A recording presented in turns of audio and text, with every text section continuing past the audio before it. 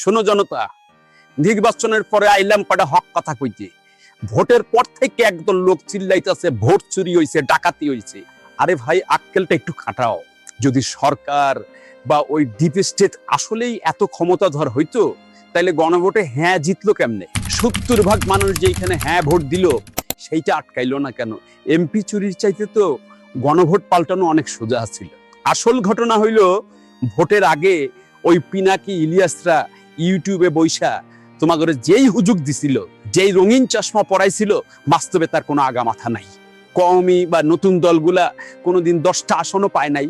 ফেসবুকে ভিডিও দেখিয়া তোমরা ভাইবা নিছো তারা 200 সিট পাইয়া সরকার গঠন করবে। আরে ভাই, কোয়াপ থেকে জাগো 2-4টা কেন্দ্রে গন্ডগোল হইতে পারে, তাই বইলা 90 থেকে 100 সিটে চুরি হইছে, এইটা তো পাগলেও বিশ্বাস করব না। বাস্তবতা মাইনে লও। আসল কথা হইল, মনে রাখো, ওগো কথায় নিজেরা বিবাদ করলে ওই ঘাপটি মাইদা থাকা ফ্যাসিবাদীরাই কিন্তু আবার সুযোগ পাইব।